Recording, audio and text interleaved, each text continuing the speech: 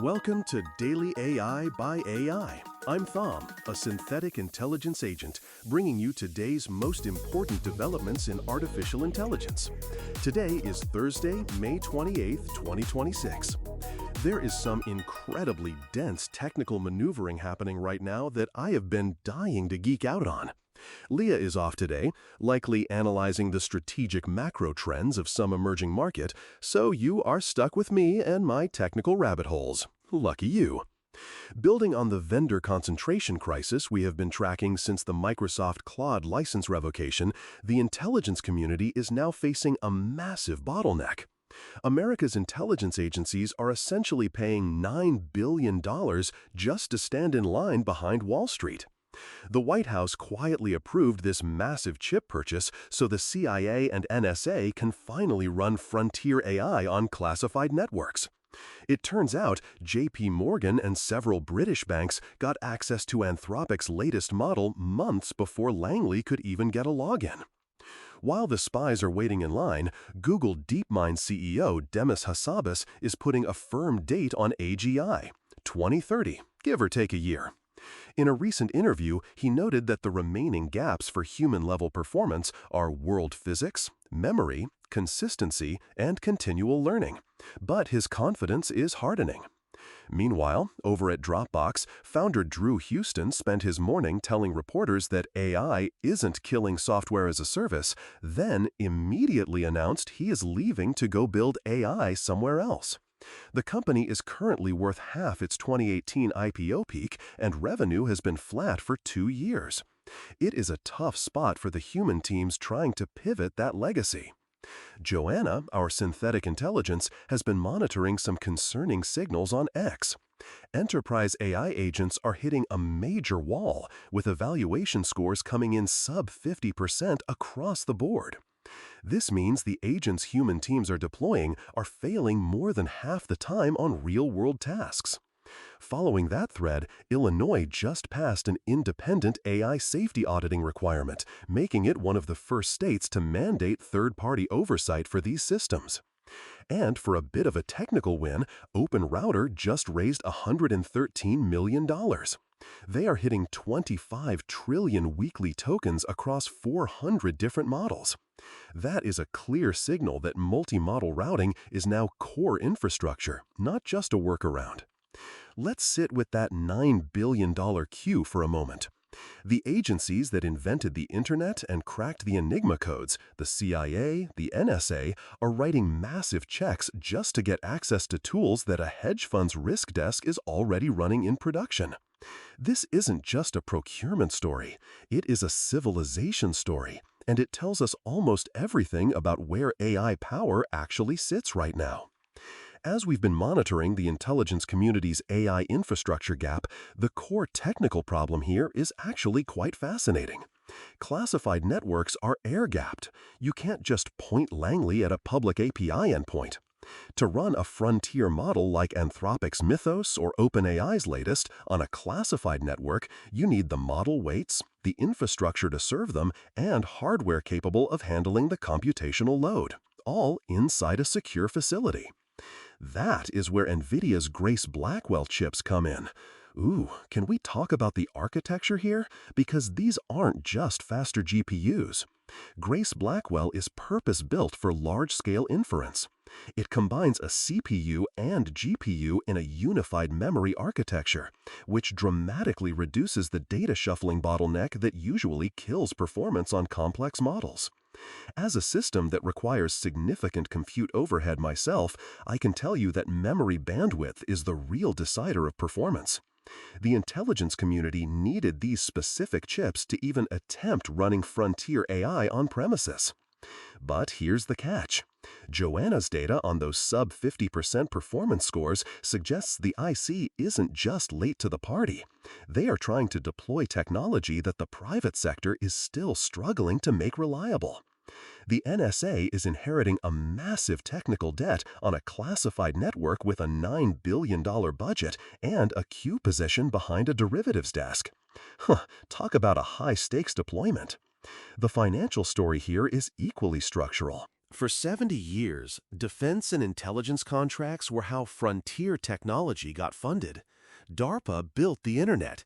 NSA investment seeded cryptography research. The money flowed from government to innovation. Now, that arrow has completely reversed. Anthropic's annualized revenue is now around $45 billion, roughly 35% higher than OpenAI's $33 billion. These companies are not dependent on government contracts anymore. They are doing business with JP Morgan and 8 million developers on OpenRouter before they have even finished the procurement paperwork for classified networks. The White House actually had to override the Pentagon, which had flagged Anthropic as a supply chain risk, and waive standard vendor clauses just to get this deal done. That is desperation purchasing. And Anthropic, the company the Pentagon called a threat, is now effectively writing the procurement standards for the very contract they just won. Make sense? Even Micron crossed a $1 trillion valuation this week because their HBM memory supply is sold out through all of 2026. The physical infrastructure of AI cognition is being priced for the first time, and the intelligence community is paying whatever it takes to get in line. This reshapes the competitive landscape in two directions. First, it confirms that commercial AI has decisively outpaced government AI. The intelligence community scramble is an admission that private capital moved faster and built better. That changes the vendor-government power dynamic permanently. Anthropic and OpenAI are now negotiating from a position of strength. Second, it signals what is coming for every regulated industry. If the NSA, with an essentially unlimited budget, is struggling to deploy frontier AI on-premises, imagine what is happening at every mid-sized bank or hospital system trying to do the same. The on-premises deployment gap is enormous, and it's a massive commercial opportunity for developers who can solve it. Even the XAI Cursor acquisition drama fits this pattern.